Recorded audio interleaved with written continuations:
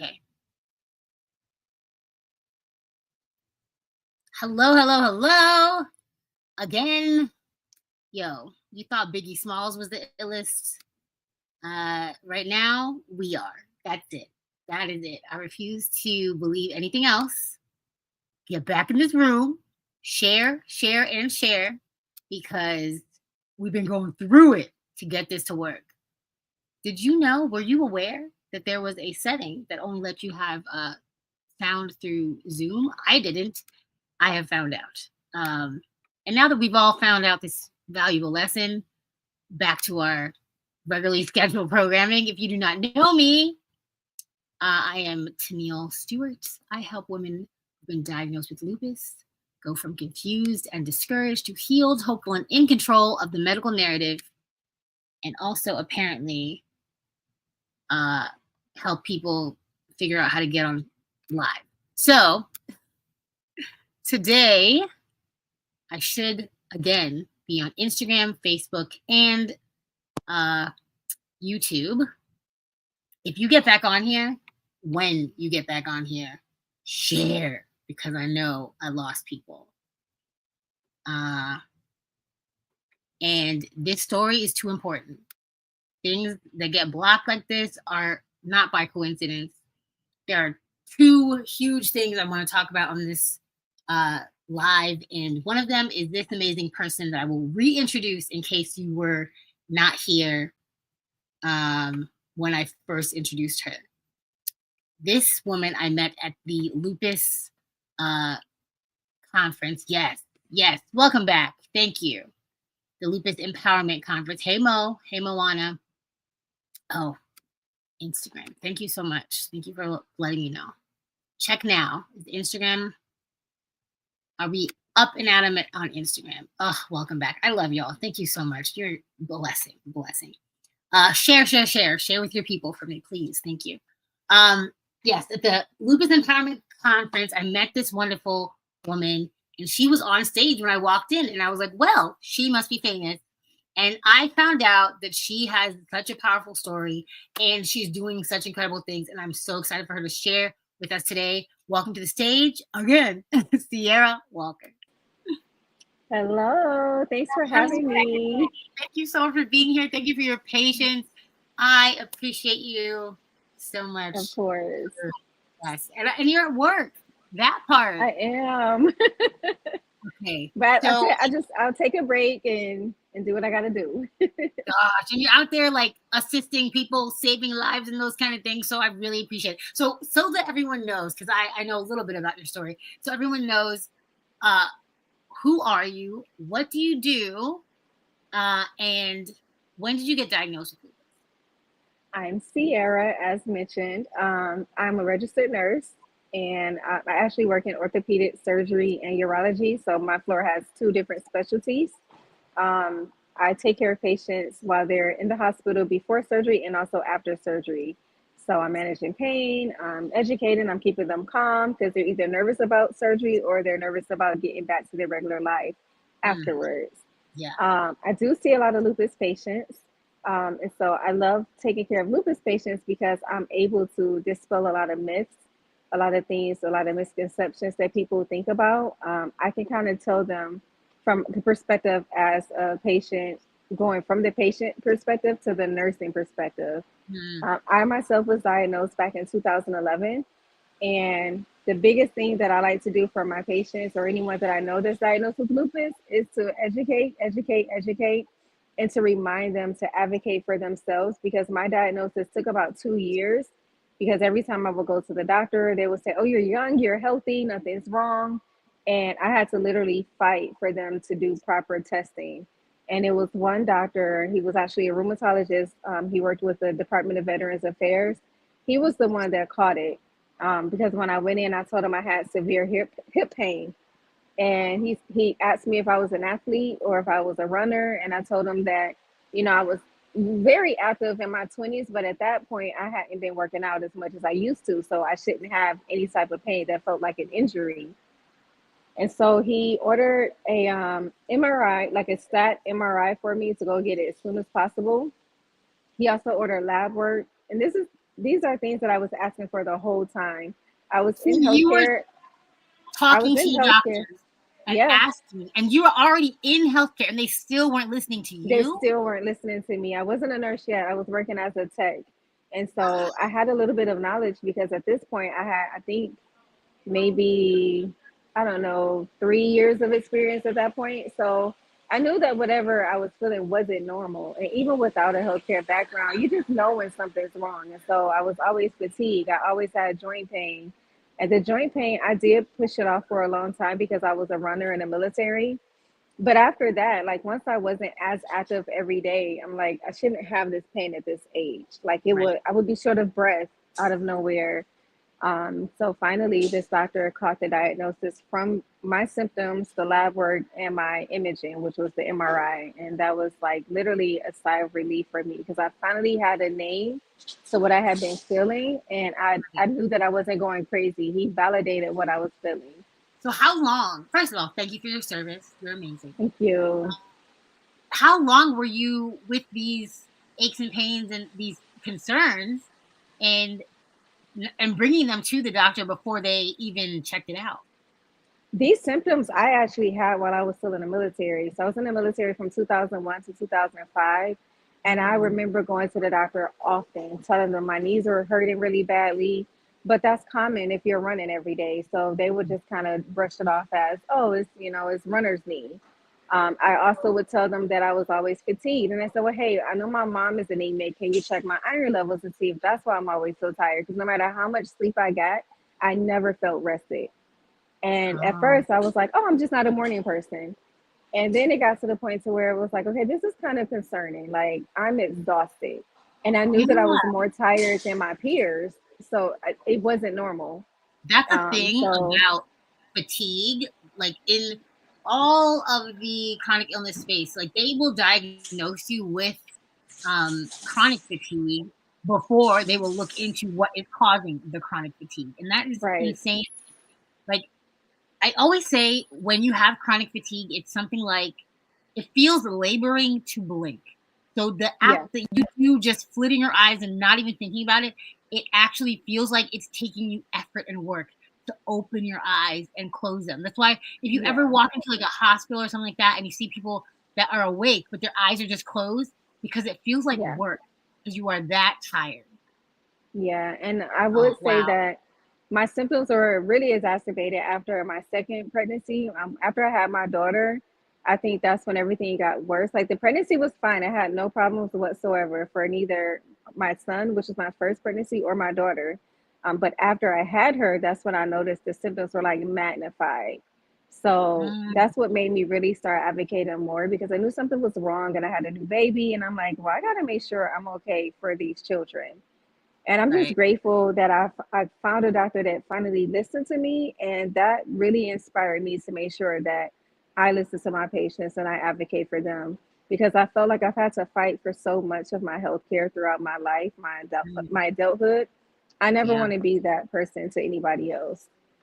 Yo, we pray for people like you. We pray for people like you. There Yeah, is such a disconnect between healthcare and like listening to people who are being taken care of. I don't understand why people genuinely think a book is going to tell you what a person is feeling better than the person that is feeling it. no, Like the percentage of people who maybe fake it to get some kind of medication or something like that, I understand that that exists. The yeah, vast majority of people I know have fought with their doctors, been labeled a non-compliant patient, and so they put it in the chart so they don't, like, other people don't listen to that patient. That's happened to me where I was yeah. labeled a non-compliant patient because I I stood up for myself. You have to stand up for yourself. So I'm grateful for you and Thank medical you. professionals like you. Like I'm that is happy that you mentioned that the non-compliant thing. So I think it's important. That's another thing. So like with me, when I was first diagnosed, although I was happy to get that diagnosis, I was also in a little bit of a denial. I'm like, lupus, because all I knew about this illness was my childhood friend, and she had recently passed away. And so I didn't really identify with it. Like nowadays, I'm an advocate. I can speak about it, but back then it was hard for me because I only associated it with death. Mm-hmm. And while that wasn't the top priority, like the top reason that she ended up dying, it still was very, you know, it was very fresh in my mind. So it was hard for me to Mm-hmm. grasp that. And Yeah. so, with that being said, I swore off taking medications, and I was like, I'm not doing other things. I'm not about to be on this medication for the rest of my life. Like So I what guess did you you could say I do? was not compliant. I Yeah. was not compliant, But did you but have a plan? Like, what were you I doing did. besides? Okay. And that's why I brought this up. So the first thing I did was I started researching, and that's how I found out about the Lupus Foundation of America. I researched what type of diets should I be consuming. I researched what triggers flares with lupus, and so I just tried to equip myself with as much information as possible. I'm so sorry for the noise. Okay. Go I ahead. tried to put myself as much as I could to learn about it because, again, like all I knew was my friend's experience with it. And so every time I made a change to my regimen, I did communicate to my provider. So that way I knew that I did not want to be labeled non compliant. So anytime I tried something differently, I went and I told them. And my reasoning behind that was, even though I'm going to the doctor, I'm keeping all of my appointments, I'm listening to what they're saying to me, I'm also telling them, well, okay, this is my choice, this is my plan, this is what I want to do. And so we approached it like a partnership instead. And that way, I was on top of all of my follow-up appointments. I was able to get my lab work, and it confirmed every time I did something differently, it confirmed that I was doing the right thing. I got to the point to where all of the specialists I was seeing, they started dismissing me one by one. Like, okay, well, you no longer need to see us. Cardiology dismissed me. And so we Yeah. no longer need to see us. There's no more issues. Rheumatology went from seeing me every 3 months to every 6 months, and then once a year. And then now I only go if I have issues. So my primary care doctor is able to manage my Yeah. overall care. And if I have anything that closely resembles lupus, then she'll say, okay, well, let's go ahead and refer you to rheumatology just in case. But I'm not followed by them on a regular basis like I was before. So I'm so um, happy for you. I'm so happy. it Like, was a long journey, lots of yeah. prayer, lots of fasting, lots of crying, like a lot of tears. And then Mm-hmm. I just one day I just woke up, and I remember thinking like it's the same thing I felt with like just regular comorbidities, like whatever, runs in my family, whatever somebody has that I know that's close to me. I'm big on saying to myself, their testimony does not have to be mine. Not if That it's a part. bad Yes. experience. Yes. Now, the good experiences, Those are mine. those I use for hope and inspiration, but the bad stuff, I'm not about to project that stuff onto myself. Right.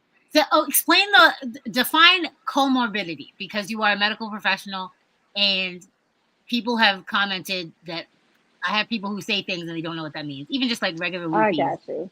So Yeah. comorbidities are like any pre-existing medical diagnoses, any medical issues or problems that a person has whenever there's like multiple, like for instance, high blood pressure, diabetes, high cholesterol. Those are all comorbidities that we will have to pay attention to. Like somebody might come into the hospital for a headache, but then the comorbidities in the background, we will look at the high blood pressure and everything to see if this is the reason for the headache.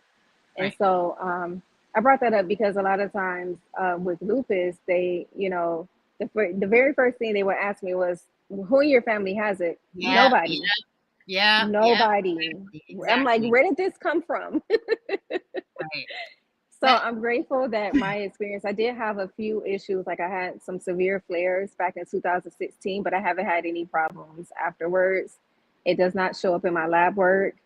Oh, And amazing. so I used to go from being afraid to go to my doctor's appointments to now I'm excited every time I have an appointment because it's just another chance to just be reminded of God's healing virtue. And I'm just so grateful. I literally leave out of my appointment so excited every time, even before I get the results, because I know it's going to be the same thing.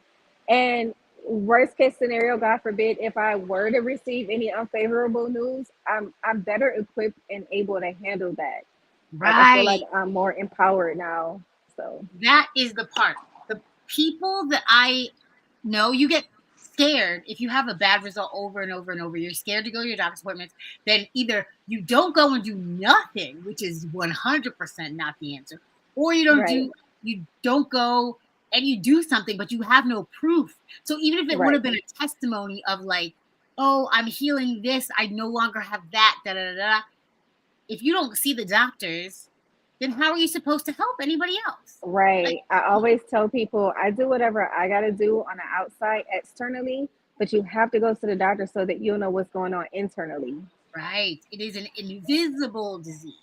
You Yep. can walk around and looking as beautiful as Ciara with dimples and all the things Oh, thank and you. not have, any idea what's going on inside of your body. Like there are you people have just dropped dead and not Yeah. known what things were going on in their kidneys, in their liver, in their heart. And if you don't know, how can you help yourself? How can you fix anything?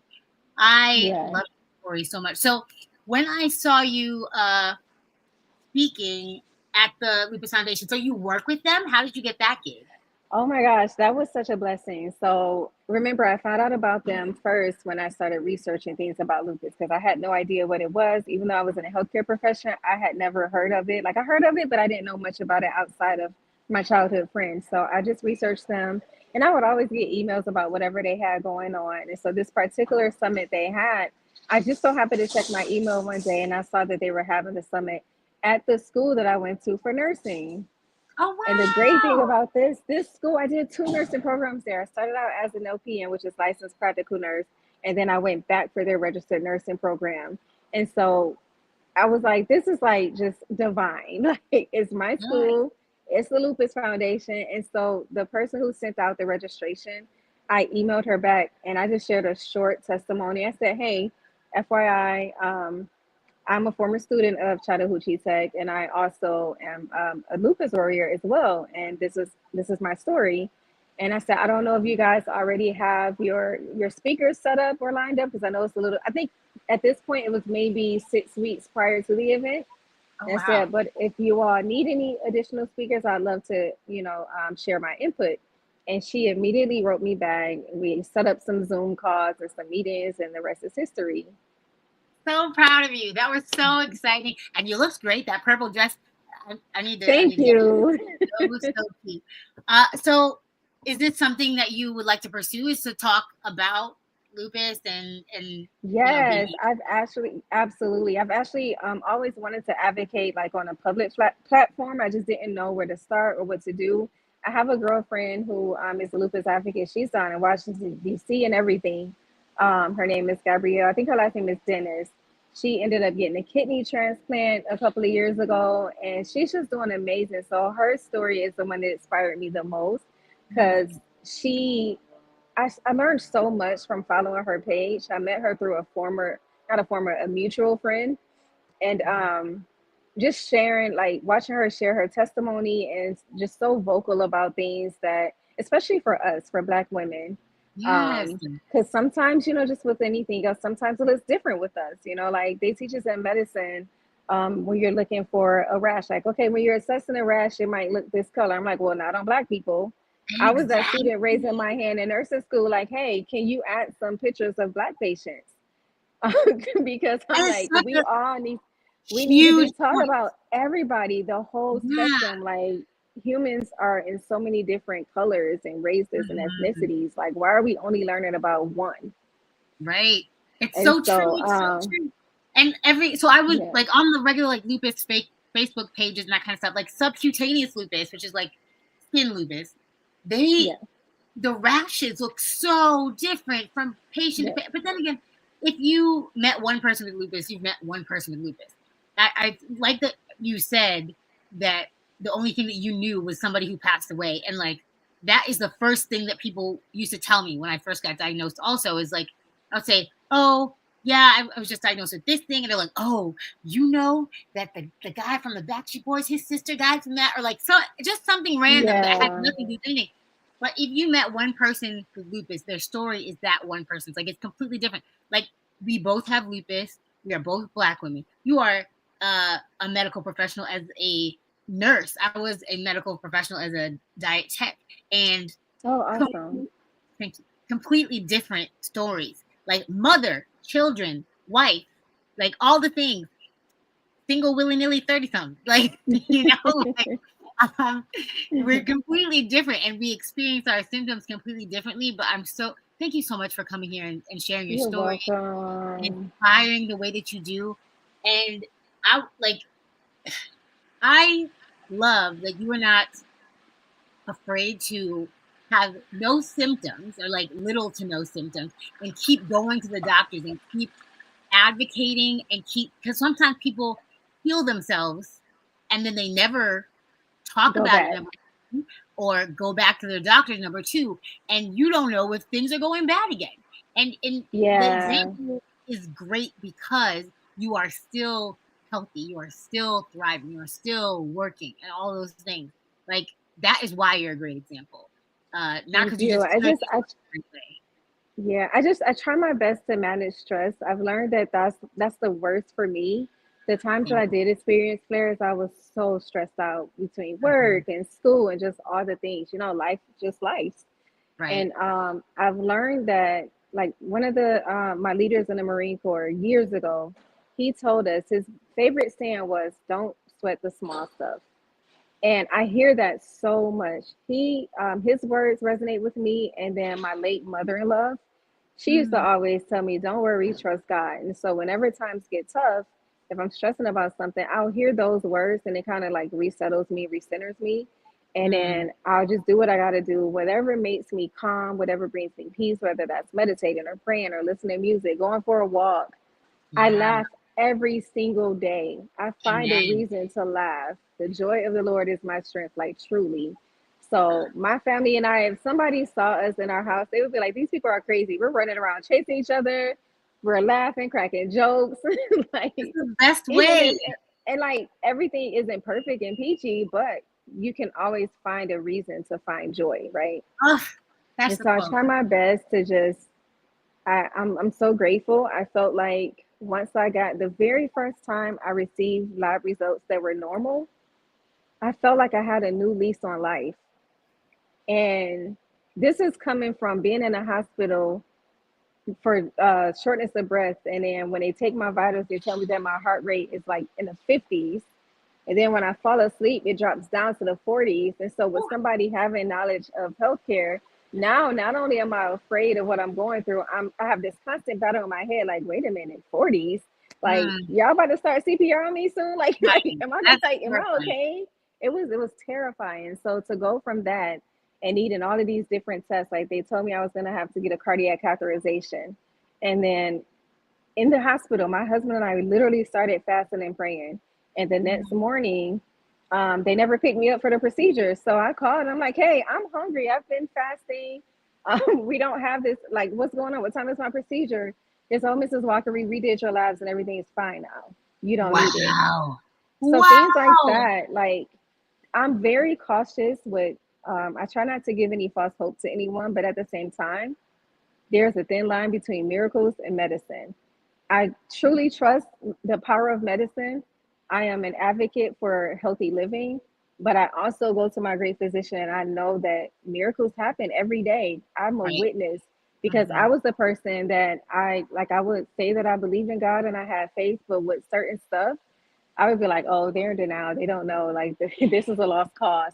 But now I've lived through like trying situations myself. And so now I'm not afraid to talk about it. Before I was, because I think some people don't want to share their testimony with things like with chronic illness because they're scared that they're going to bring on another flare, or maybe if they have cancer and they go into remission. And some people are just afraid of that type of Yeah. effect happening. But for me, I feel like it is my strength. I tell people this is my superpower. Like, It I is. am blessed to be a blessing to others. I know that I'm still here for a purpose, and I want to go and give people the hope that I didn't have when I was first diagnosed. And Right. I want to tell them that they can still live life and live well. Yes. 100%. Like, gosh, I love this. Thank you so much. Like, there's so many things You're quoted welcome. from this. I'm gonna watch this back and take some notes because honestly, it's so refreshing to see people who just are still excited about their lives and still like have hope for the future and are doing useful, positive things right now. Like Yeah. there is, yes, you are, I guess, remission or like close to right now. You were in the hospital bed. 3 Fast times. forwarding. Yeah. See, like it does not pay to have doubt. It does not pay to be scared. Like you could choose those emotions if you want to, but what Right. good is it going to do you? Think about the way that you feel when you are scared and you are, sad, depressed about your condition. Think about how you feel when you are light and happy and laughing and looking for the good in the situation. Like, oh, when I get out of this, I'm gonna impact so many people. When I get out of Right. this bed, like I'm gonna do everything in my power to like spread the word that I'm out of this bed and I'm doing well and I'm like all the things. Like every day without a headstone is a milestone, and I'm just Exactly. proud of Exactly. everyone who lives their life that way. Like it is a gift. It is a gift to breathe in, breathe out. That's a gift. Especially when you stop breathing. Like I stopped breathing my last flare. I literally stopped breathing, and I was Mhm. conscious of the fact that I wasn't breathing. You know how terrifying that is? I Yeah. remember like thinking like, "Oh my gosh, like is this it?" And then Wow. before I can call for help, I went unconscious and had seizures. Like, Whoa. so to go from that to being able to wake up and breathe on my own with no machines, I don't have any neurological deficits. Like, Mm. I felt like after the seizures, my memory was even better. Like, Wow. so I'm See? just so grateful to still be here, and that's what gives me power and strength to do what I do. My job is not easy at all. Like I would Mm. not sugarcoat it.